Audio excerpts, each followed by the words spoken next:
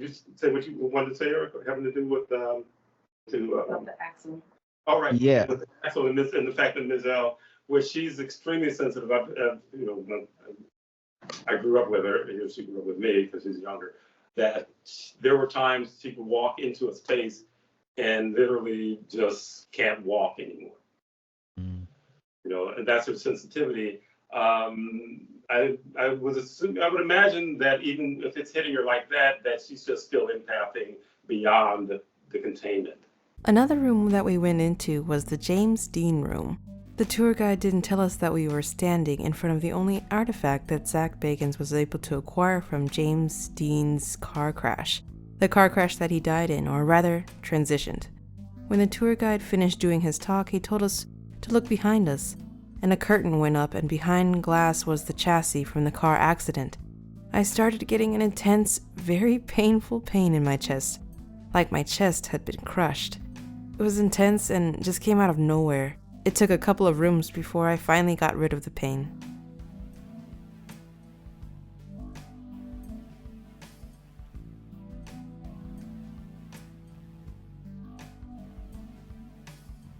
Mm. So did any of you contain that piece or contain while you're in there? We were containing. You're containing everything then? Yes, Chief. Okay, good. Yeah. Yes. They're speaking if you want to hear them. Sure. So he said, I'm sorry, but this is the lead entity who lives in that axle. He said that he's a big group. It's actually a quite large group. Mm-hmm. And the ritual was to seal them or connect them to this item. Mm-hmm. So that they would get, and their job was to gather essence from anyone who they could, that would focus on this item. And he said, that's just what we were told to do, so we did it. Ms. Rockwell is highly empathic, and we saw the door was open. She had an open door. He said, please, if you ever go places like this, make sure just to think, all doors closed, all doors closed. Closing, Chief has the exercise of closing the doors, and that's like really important, he's saying, because he feels bad. Because he wants to take the deal, and his crew did lose a good number to you guys containing them. So they did lose a bunch of them, their group. So it's like, but they said that they ran and hide in a little, hide a distance away while you guys were trying to contain them, and then waited for you guys to leave. And then they're still in there, but they'd like to be free and have a job. Yeah, because I think that there are barriers also inside of the building. Yes. As well. So, or contain, their barriers are their kind of containment as well. One of the things with James Dean, it's like, I think he died in the late 50s or something like that, or whatever. But they keep pulling this guy's story out of mothballs because they get a lot of traction from it. They get a lot of focus from it. And that's why, I would imagine there's all of these entities attached to this one piece, and that Bagans is known for being very good at promo. I mean, it's as far as like matrix density kind of stuff, it's quite, impressive what he and his dense cohort put together. Because there's definitely an effective feeding factory, and he went about and bought all these things and then put them into one space, which I guess, going to Las Vegas and there are a lot of folks who are into the macabre stuff and the occult stuff and so on and so forth. And so they don't have to travel to, Ohio or North Carolina or Tennessee to see these separate pieces. They just show up at this one place. So there's a very much an extremely intense, dense vibration in that museum, because of literally bringing all that stuff together. And they knew that's what was going to happen anyway. So things were actually changing empirically, on Dunia. They were just raking it in. It's like if someone was just, not only were they making a lot of money off of it, they were getting a lot of essence from it, which to them is more important than money. To them, money is like monopoly money on the other side. Because once you close the game, you can't buy anything anywhere else with it. But energy is more valuable. It's a commodity that they can wheel and deal anywhere. So they thought, anyway. But moving along, though. Another room that we walked into was like a doctor's office, and then it was another room with a van in there. So this was a story of like I want to say Dr. Kevorkian. Another room that we went into was the Dr. Kevorkian room. They had some artifacts of his in that room, and in an adjoining room was his actual van. There was some density coming off of that van, but even more coming from the ground. I asked the tour guide if there was anything under that Dr. Kevorkian room, and I was told that there was nothing under that particular room, but that the property that the museum itself is on used to have blood sacrifices done on it. And growing up, I always thought that he was killing people, but he was just facilitating for them to like transition themselves. And it wasn't until we walked in the room and Nara was like pointing out like, this is a beautiful story. Like, you know, he's facilitating. And I was like, it shifted my perspective because how I grew up, what the media was telling us was like, he was just like a murderer. And so like the story was basically like, he just facilitated a space for them to like, at their own pace, inject themselves with the liquid to like allow themselves to transition. Like, Yeah, I'm familiar with this story. Go ahead. usually the people were like not in a good living condition, you know, they were like really sick. Yeah, and they want to move. And Yeah, they called him. Oh, go ahead. Sorry, go ahead. sorry, they're calling him a monster. But I'm like, how can this man be a monster? He and help them end their suffering, you know? Yeah, you know, and he was kind of matter of fact about it. Yeah, I'm aware of that story. You know, I've seen interviews with him way back when, because they were starting to call him Dr. Death. Mm-hmm. And a lot of that, you know, he's definitely is a dense entity, really. But he was not really going along with the, I guess, those who wanted these folks to be around longer, to suffer longer, to be fed on longer. Yeah, go ahead. His spirit is still around, this Dr. Kevorkian guy. Mhm. And he said, I wanted revenge against Yunabin. Mhm. So I decided to help those in misery to be able to escape.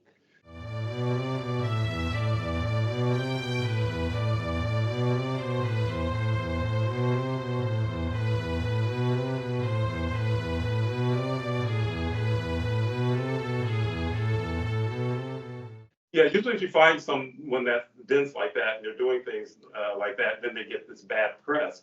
It has to do with them going against, you know, their desires, or they have their hierarchy on that other side, you know, and then Yin was on the top of it.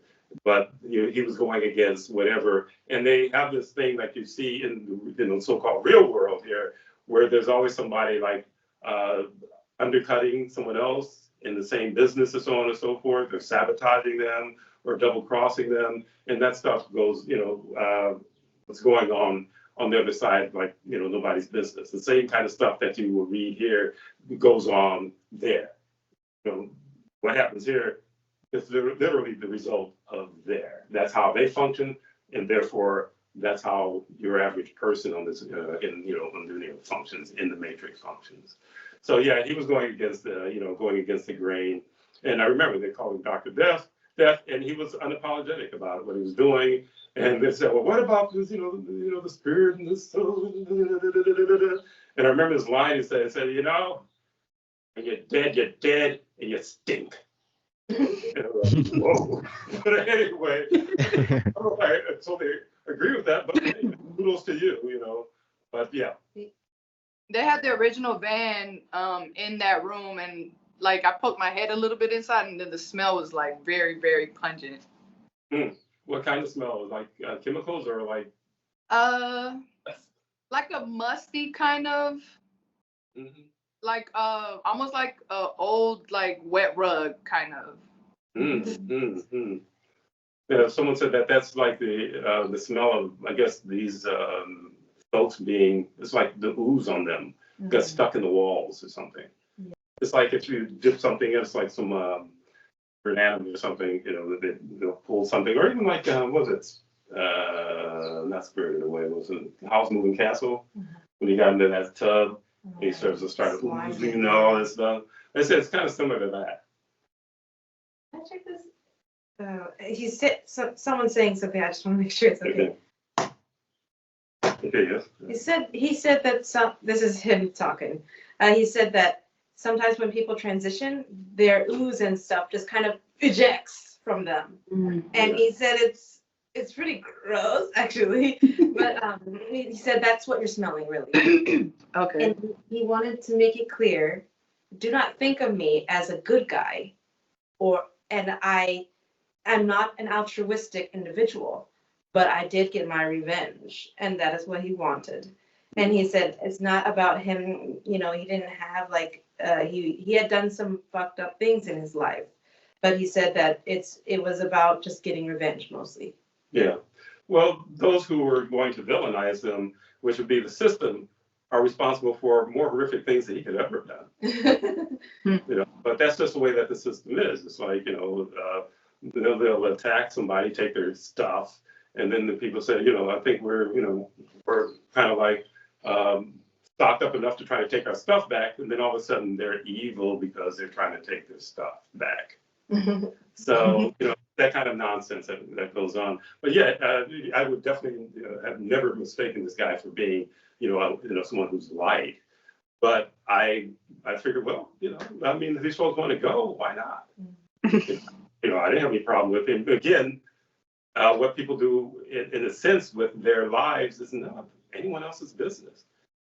But the reason these other individuals are, bugged about it, one, because he went against them, two, because they hadn't finished with these individuals. They hadn't finished squeezing as much as they could out of them before they finally died. There's a ton of we were flying on the plane on Korean Airlines, and there were lots of movies that villainize suicide. And in Japan too, because there is a high suicide rate. Like when it just gets tough, it's time to transition. And they don't want that because density, like you said, wanted to squeeze every last drop out. Mm-hmm. And so that's why they villainize this guy, as well as others who promote transition when they want to. Yeah, I think even in Japan, I don't think that they even look at suicide in the same way that the West looks at it. That's part of their history, really. The whole idea of honor. And if back in the days of samurai, and probably before, but during the samurai period, that's what most of the movies I watched when I was, a kid and a young adult. If they dishonored themselves or their clan, they would commit seppuku, which makes basically they disembowel themselves in front of these other, these other officials, with a guy standing behind them with a very sharp sword. So when he gets to the point where he finishes, he has to do this movement, that movement, and whatever. And then once he gets to that movement, then the guy would just chop his head off. And that's part of their culture. That was something that's acceptable to the point where I don't know what the youngest person, we never even looked it up that as far as in Japan, but we did look up some stuff, or I think of some of the research I was doing on my own about the number of kids in America, preteens, who commit suicide, a large number. Yeah. So again, it's like this consciousness feels like, I can't handle this anymore. This is too much, and they take themselves out, and they're going to villainize it because this individual has basically exercised his freedom to do what he wants to do with his avatar. And also or her avatar. that they cut the head off is not allowing them to be in agony for days, just with the hole in the stomach. And also it's whenever they transition like that in their culture, they're doing an honorable death. So maybe they did something that they feel like, I can't live with this, but in the end they're trying to do something that they feel that they can have respect for themselves, because dignity, I feel, is really valuable. Self-dignity. Yeah, well, when you believe in past lives and so on and so forth, and that you will reincarnate, or you can reincarnate, if you live a life where you basically subjugate yourself and you put yourself down underneath and just let people just, poop all over you or whatever, just so that you can get some of the scraps, which i.e. money, cars, big house and so on and so forth, once you're out of here, you have nothing. You really, there's a number of stories that I think I might even talked about it, having to do with individuals in industry who committed suicide, and one was Marilyn Monroe, And this was a story from this other actor who was back in that time, Tony Curtis, who said that he felt that she killed herself because she had basically allowed herself to be just a toy abused by all these these men so-called in power, and that she really had nothing to live for. She couldn't feel good about herself. Mm-hmm. There's nothing about herself she felt good about, and then she just decided to take herself out. And that kind of thing happens a lot. And only density will sit there and then villainize a person, really just saying, look, I just can't do this anymore, and deciding that they're going to end it. Yeah, they try to say that they're cowardly for transitioning like that. Like, it takes some balls to do that. Yeah. It's not something that you just kind of on a whim. Yeah. But anyway. Yeah, I've been seeing the increase in the suicide rates a lot lately for like the past 2-3 years. Mm-hmm. I don't know if I mentioned it to you, Chief. I was at work and one of my coworkers, he was on the phone with a client of his. He was on FaceTime, and all of a sudden his client started screaming, and the coworker was like, "What happened?" And a guy had literally jumped out of his window and like just splatted right there, and like he was able to see the body, and like I guess the insides were coming out of the back, the rear end. I was like, "Woo." Yeah, here in Thailand, there's a number. When I first moved here, I used to read this thread just to basically get more in tune with Thailand and so on, and things that to do and all that. And at least once a month, there would be someone who would jump out of one of these hotel windows, usually in Bangkok. And the brother unit had, the son unit, he knew a guy who was on the street near a bus stop, and then here's this noise behind him. He turns around, and the people like gasping or whatever, and someone had just jumped out of a window and landed not that far from him. So yeah, suicide is something that they're not going to stop, because this is Matrix is an awful place to live. Yeah, that's why there's so many spells out there, like, those songs like, I feel happy, it's just like, oh, forget that you're in a prison. I know you want to kill yourself, but, that is not okay. You are happy. And it's like, no. Yeah, they keep pushing helplines on some of these shows also. These podcasts I listen to, here's a number, don't let depression get to you and make the mistake. I said, well, I think, I'm not advocating people have a right to do what the hell they want to do, really. So I'm like, oh yeah, commit suicide. No, it's like, there are individuals who are, in a pain that these folks can't really understand. And then they said, well, call this helpline and you can stay in hell a bit longer. Yeah. I remember growing up in religion, it was heavy. Like, it was one of the things that was like constantly like repeated. If you commit suicide, you're gonna go to hell. And I'm like, kind of are in hell? Like, yeah, right. Really? Does it make sense? Yeah.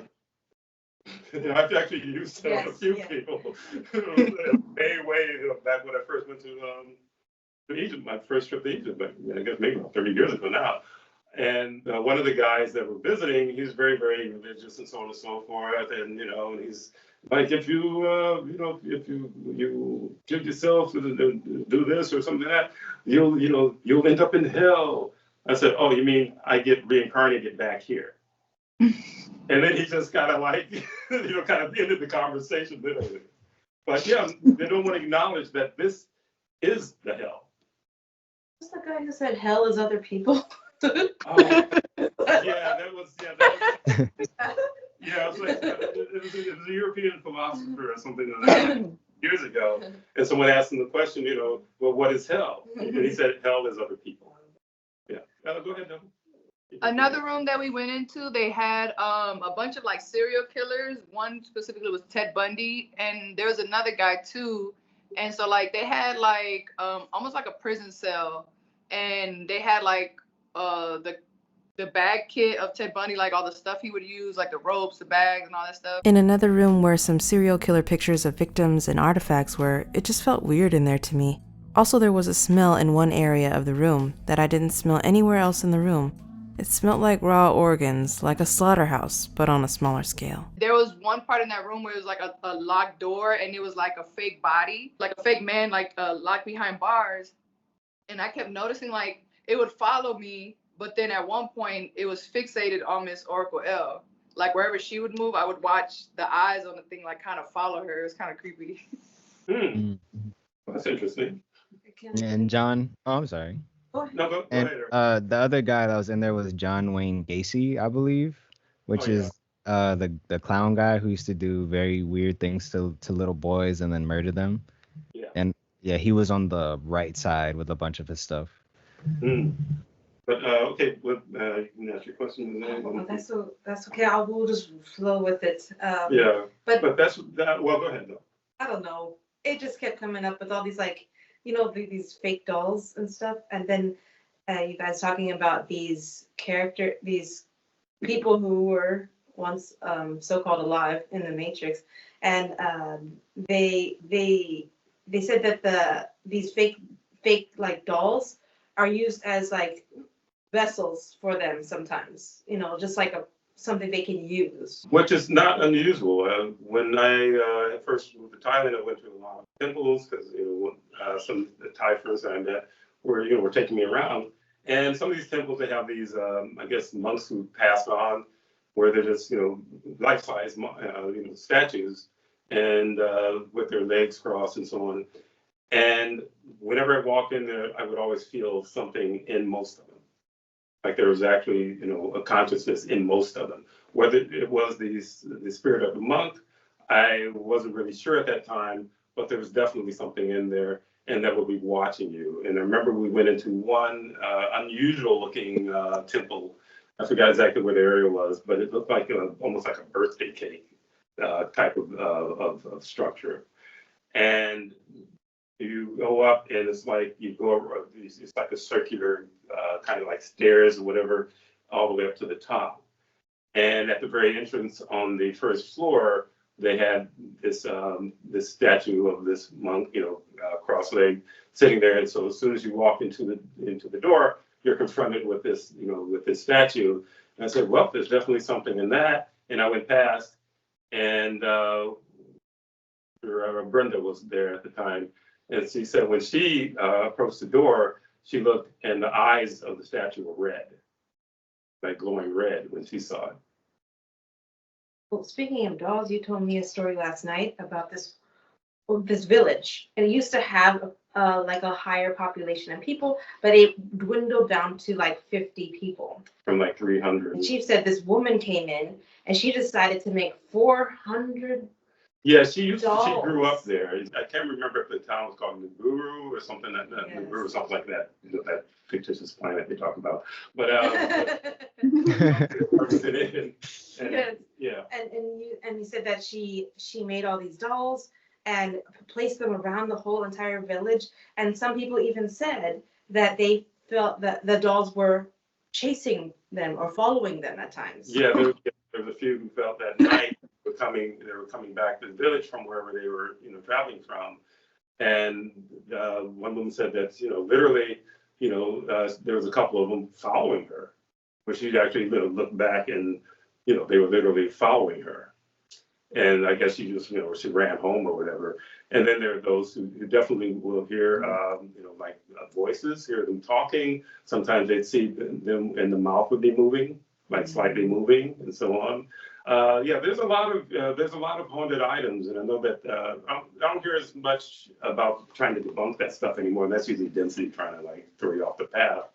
But they used to try to debunk. Oh, I don't believe that there's be any spirit in dolls. But I think what sold more people on it was these movies that came out over the last 20 years or more, like Annabelle and Chucky and all of those types of movies. I remember growing up, and the mother unit had me collecting. They were called Cabbage Patch dolls, and I could take them out the box, but I had to put them back in and like stuffed animals and stuff like that. And the grandmother unit, her mother unit, also had a bunch of dolls, and I just would always like have moments where I would be by myself, and I'm like, "Am I tripping? I know you're looking at me. I know you moved." Like it was just, I thought I was going crazy, but now that I understand more. Oh, there's a lot of stories. I mean, one of the things that's kind of cool about some of these podcasts where they talk about the paranormal, and they're just hungry for stories just so that they can, keep their paranormal program going. There's a lot of stories about dolls that move around, in the house by themselves, and kids who are, where I guess it's one girl, her father bought one from I guess a secondhand store, or like the Salvation Army or something like that, and brought it to her, and it was like one of those ones that, those big ones that, they hold the hand and they will walk with you supposedly. They kind of like wobble or whatever. And then she'd wake up and, find the doll, like, either, sitting on the floor next to her bed when the doll was put in the corner, or they put it in the closet, the doll's out of the closet, the door's open in the closet, the closet door's open, and the doll looks like he's peeking out of the closet, that kind of stuff. And, this is not just one story, it's like a good number of stories this way. There's a lot of haunted items. Yeah. In the museum too, they had them as like the porcelain dolls. I remember growing up, whenever I would see them, they would always have like the loose eyes, like wherever you move the doll, like the eyes would just move like really loosely. I didn't like those. They always scared me. Well, even now, but was it in Mexico? I believe the island of dolls. You've heard of that one? No, I haven't heard of it. Yeah, it's like I think it's south of Mexico City, and where the Aztecs had created these waterways, and then there'd be these areas of land like islands or whatever, and they would grow plants and gardens and so on and so forth on these. And when the Spaniards came through, they literally wiped out all, because it was all over even Mexico City, and they just wiped them out, and except for the lower part where there's still these like little islands about an acre in diameter islands or whatever. And there's a story about some girl that this guy who was living on one of these islands found this girl that drowned, and apparently she was under the water, but they said that the water was so clear at the time that he was able to see her, and he was all upset because he couldn't help her, and I guess he got notified the authorities or whatever.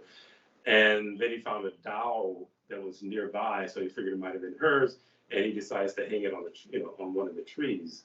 And this thing became this obsession with his, where by the time he ended up dying, he had basically hung like over 1,000 dolls on trees and nailed them to buildings. He had about, I guess, 2 little buildings or 3 little buildings there.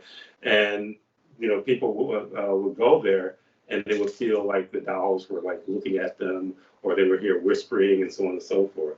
So again, this almost sounds like we're doing a forum on haunted items again, but anyway. You have something to say? No, let me check. They're always telling me this extra information about your stories, and I don't know. Yeah, that's why stuff tends to go a little long. Okay, so Yes, go ahead. the density behind that gentleman that you're talking about, their job was to trap souls in the dolls. Yeah, a lot of it has to do with trapping souls. Well, I have 3 more that I have. There was a room of a torture room. This guy, he was basically like torturing these guys, and they had the actual bed where he tortured them, and he was like do like electrocution and stuff like that, but also put like bleach in their eyes and like different things, and put like their arms behind their back and like with a stick, and like even the bed that was there, like the sheets were soiled from like whatever, like the last person or whatever, like it was like all kinds of stuff, fecal matter on the bed, on the sheets. And then there was like, I don't know if you guys remember, it was like something hanging, like, it looked like some type of Aztec type of cloth or clothing or something like that was hung by the bed. That stood out to me the most. Interesting. That was the room that I felt the most heaviness and the strongest scent, like a nasty old scent. And then just looking at what the people went through, it wasn't like I could feel it, but it was like I could almost empath the intensity of what it was. So that room stood out to me probably the most. Wow. And he would take pictures of his victims, so they had like the pictures in the room as well. Yeah. And like there was another shelf that had like the tools that he used, notes that he would write, like how many times or whatever, how he would torture each person. And it was kind of dense. Yeah. Were you? Okay. Okay. Yeah, because sometimes you look at that and what individuals do, you say, well, maybe this guy's like a shape-shifting demon or whatever. He was just literally just a dense puppet of something on the other side. Because that's like, this is kind of like one of these shape-shifting demon type individuals who are doing this, and saying no, that he's literally just a puppet of density. Yes. So just like you said, like you got that he was not a shapeshifter, and I got that the reason there's that cloth there with the Aztec symbol, not that this guy is connected in any way to the Aztec genetics or people, but connected to the density behind or connected to the Aztec people. And those dense entities, time is an illusion, so they don't care about whether they worked in Aztec times or they worked now. It's the same. So it's like they're just still doing their torture job that they did then, now with him. Yeah, well, when the Spaniards came through there's a number of things that happened on Dunya way back when that's not part of their history books or anything like that. That has to do with the other side, and that they would pit one dense group against another. So if one dense group is not, causing enough mayhem and not, feeding out enough essence, they would be moved. And then this other group would invade. It's kind of like a more intense virus. Or one of the things Wes likes to talk about, invasive plants and things like that. This is the invasive animal, invasive plants. And generally, like in Australia, they had an issue with rabbits, and the rabbits were there to, I forgot what the heck they brought the rabbits in to solve one problem, and then next thing you know, they were overrun by rabbits. And then they said an invasive species, but the ones who are always crying about invasive species are invasive species themselves. Because as far as we know, Europeans were not indigenous to Australia. So they came and they spread, then they brought something else in, then that spread, and then they complained about the things that they brought.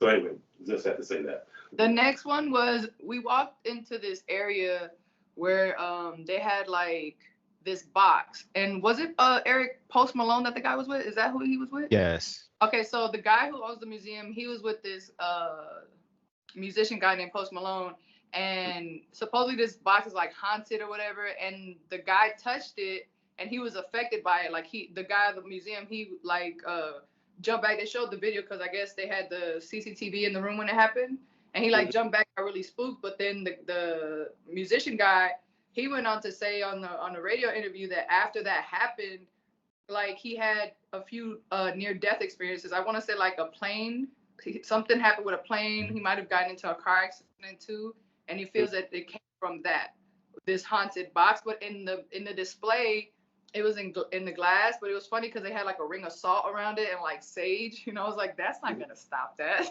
You're correct, and I think maybe the box you're talking about is the Dybbuk box. Yes. Yeah, the Dybbuk box. I know that they're claiming that it's fake. That the guy who initially put it up on eBay or whatever, and he claimed that it was just basically a fake, and he's just I guess trying to scam people out of some money under the belief that it is a paranormal item. Now, was it initially real?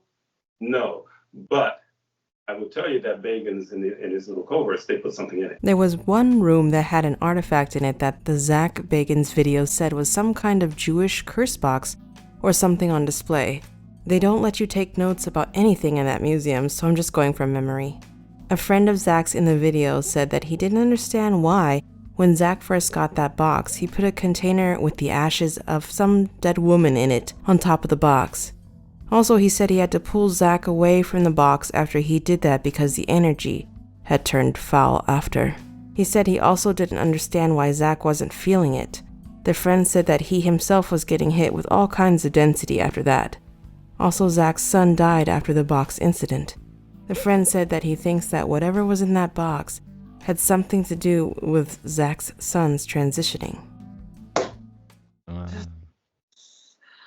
Yeah, because that one, I believe, was what they said was the most haunted item in the museum, to where they said if you don't feel comfortable going in there, you don't have to. Yeah, I felt the car axle was more haunted than that. yeah, well, again, as far as like, your sensitivity and what, like even especially when you said that Giselle was affected by it, but with Eric's sensitivity, that one affected him. And that a car axle is something that can think more clearly. Mm-hmm. This thing is, I am a monster, and I'm suffering inside the box. So, let's see. Please help. Yeah, so, being outside, I got, a number of things. But again, this is something that, is he's saying that he's stuck in there, means that it's like he's locked in some way. And that means that there's probably a barrier. Mm. And probably the room. If this guy touched it, I think also certain things like what happened to this guy probably did happen to him. But it also, again, I think it has to do with to promote, promote the box as being real, even though they get, that the guy who said that it was fake, initially is fake.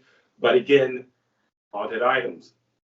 You can make an item, and then it's even like in the sense of a lot of certain so-called spiritual beliefs. And I know that they like to point to Haiti a lot. And they were mistakenly, connecting Haiti to voodoo dolls, when voodoo dolls literally are something that comes from some other culture. But they do have these kind of figurines and so on and so forth. It puts, you can create the thing, and then they have to put something in it. Just by itself being created as a doll does not make it, something that has something in it on its own. They have to literally put something in it to make it a haunted item. So we have something. He said that box itself is not haunted. Yeah. He said, but because of people's belief in it, the Bagans thought that it would be a good idea to see on the inside. Mm-hmm. But now he's starving to death, Mm-hmm. and was wondering if you could release him. Well, you have to have something to offer. I will give you a deal, but you have to have something to offer, or you want to get right back in there. All right. Okay. So, I'll give you a deal, and then we can move on. Okay. Okay. All right, Ms. A is empathing real strongly, and I feel the bottom of my right foot feels funny for some reason. Whoa. All right. Okay. Ready for the next. The last thing on my list is the house that they brought inside. The last exhibit in the tour was a room that had a part of a house in it, and some other artifacts from the house, including some soil from the property that the house used to be on. The house was torn down after the family moved out because of the incidents that were happening there. The family that was being terrorized in that house was a black family. The video that we watched showed a young black boy walking up a wall backwards. A social worker was assigned to the family. She was also black and had witnessed one of the incidents when the boy was walking up a wall in the house backwards. She said that after the incidents in that house, she quit her job, moved to another state, and sought psychiatric help. Nellie said that she could see a face in the front of the door of that house. There was definitely something going on with that exhibit. The soil from the property definitely had something coming off of it. What they brought was some of the original dirt, some steps, and there was a door, from what I recall. And I remember the smell. It was like outside, but like not a fresh outside. And then the door, it was like a wooden door, but then it had like a glass. And I thought I was tripping because I looked and I was like, I know I saw something. Then when I looked again, it was something like an actual, like, it almost looked like reptilian on the corner. And Miss Oracle L said that she saw something. She was like, yep, there's something on that door. Yeah. And I got well, I never doubt what Ms. L sees. And also that, that your abilities are expanding a bit. So, by doing the right thing, you get more of an insight, and also with the tools, you get protection so that you can make that journey into seeing more without fearing that whatever you're looking at, it's going to try to come back on you. The same with all of you. If you're doing the containment correctly and and regularly, nothing's going to mess with you. And you can look at it, and it won't be able to mess with you. It felt contained when I was looking at it because I was doing the containments. But that's all I had to share. I don't know if anybody else wanted to share anything else. Yeah, I was going to ask if anyone else wants to share anything else, and if not, anyone else want to? No, I think just for that last room, I think that was probably, the last one where I felt I had to contain strongly and use the hammer a lot. Just like, I think I was just going crazy with it at the end and there, just in case. But that's about it. Okay, well, you're free to go crazy with it all you want, because it'll only help. But again, appreciate you guys, doing the mission, and and actually, I think that the interview turned out really well. It went a bit longer than we thought it might go, which is good. So, with everyone, I guess just to say, with the last words, I'm probably going to squeeze out of you. In general, let's start with Nara because she's said the least. But anyway, and that you're focusing on taking notes and whatever. What was your overall feeling about the museum? Oh, I felt that the Zak guy definitely, he tried to do many experiments with the spirit. Sometimes he even want to disturb some of the spirit on purpose, that he was throwing stuff like, on the ground or something just to disturb the spirit, just for experiment. So I didn't. On the show, right? On the TV show? Or in the museum? I think there's a video. Oh, there's a video of him.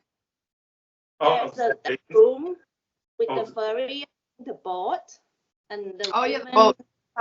And then he's trying to throw something and see if he's gonna upset someone, and I'm like, why would you do that? All right, that's okay. So you're talking about Zak Bagans, yeah. But you said something about a boat. There's a room where there's some accident and someone passed away, and she was a celebrity or something, and then later he just have experiment to see if there would be any movement, and I'm like, why? Yeah, I mean, if anything, I think that was some of the criticisms that other folks who consider themselves being into the paranormal felt, that he was disrespectful to the other side.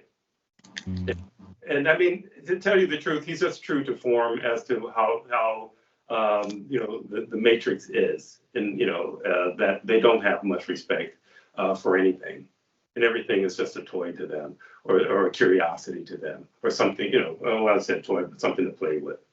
So yeah, okay. The entities that were. Oh, go ahead. No. Okay. The entities that worked for Zak Bagans, they said that he was very arrogant with them, and so sometimes they'd let him fall down the stairs and stuff, push him down the stairs. Even Miss Orca L told us that sometimes he would be yelling at them to show themselves, and they'd be right in front of him, but he couldn't see them. Yeah, but Miss Orca L. Yeah. Yeah, I say, show yourself, and they say, I'm here. He still show yourself. But he would admit that he doesn't have any psychic ability. That's one of the things I noticed about something I had heard, literally, an interview with him talking on it. I don't know how I ended up coming across that, but I really wasn't interested in the guy. But people kept talking about him, which again, he's doing things that promotes himself. And so here's some guy who doesn't have any ability, but he's worth millions of dollars 11 years later or something. When he just started out as some middle class kid. Oh, go ahead. Oh, I'm not sure why out of all this room I feel the most disturbed. The fact that they kept the serial killer skin, toe clipping or something, and I'm like, why would you keep that in a museum? Maybe I'm running program about, I don't know, skin. Yeah. Oh, and they Yeah. had the teeth too. The shelf. They had a bunch of like human teeth. Like it was weird. Mhm. Now, normally if you ran into somebody like him and you had a conversation and he told you his interests, you probably think this guy's nuts, Yeah. right? Or wrong. Probably. No, for sure. So, so it's kind of interesting how the Matrix works. Here, this guy is obviously there's something not quite right there, but that's the Matrix alone. But something not quite right there, but he's popular. Means again, I would say with the last one, soul seller. Who he sold his soul to, they don't really like him. And not that they like anybody who sells their soul, but they have a special place, a special dislike for him for some reason. That's why I like the way that you handle the paranormal, Chief, because there's a lot of people who are into paranormal because they like macabre things, like collecting teeth and whatever you guys said was tasteful. Right. That's macabre, and that's just like being macabre because you like to be macabre. But like what you said, you want to help, you want to increase an understanding of the awareness of the other side and how it affects you. It's not about like reveling in collecting dead people's teeth or any kind of weird macabre stuff. It's about understanding what's really affecting you and how things that you can't see touch every bit of your life and every bit of how you understand yourself. Like not just understanding the world around you, but what's inside of you, because people don't know that they are paranormal too. Yeah.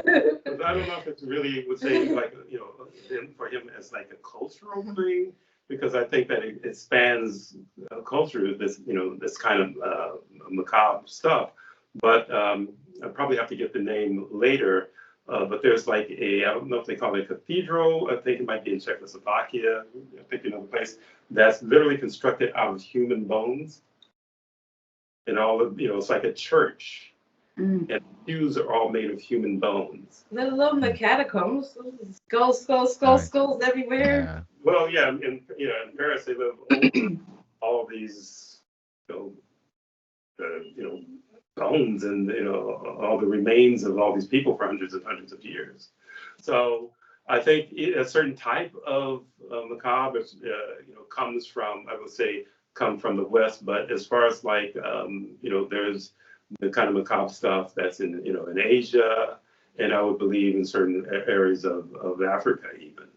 It's called the Sedlec ossuary. It's estimated to contain the skeletons of between 40,000 and 70,000 people whose bones have been artistically arranged to form the church. Yeah, even the chandeliers are made of bones.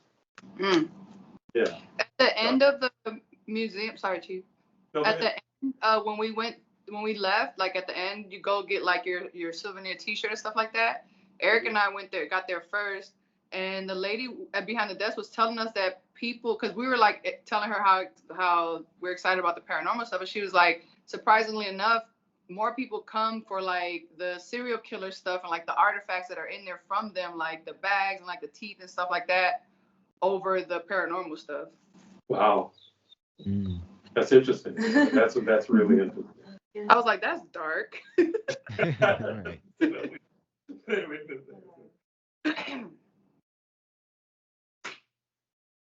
Yes, again? It's which types, or those who are dabbling, who want the teeth and stuff. Yeah. Yeah, I think in some sense that they figure whatever the essence that might be in there, they're going to trap it. So it's like with the witch thing, they like to look for familiars. So they figure that there's either a fragment of a consciousness or a soul in there. They try to, in other words, it's about this search for power, this desire for power. And if and again, they promoted a lot of it, in some of these old movies and so on, and call old movies, but movies from maybe like the 50s all the way up to even present day, that have to do with this stuff, and it does influence people who watch it, and a lot of times they're kids watching this stuff, so they get acclimated to this kind of mindset, and no wonder you end up with a bunch of young people or generations who are interested in this type of stuff.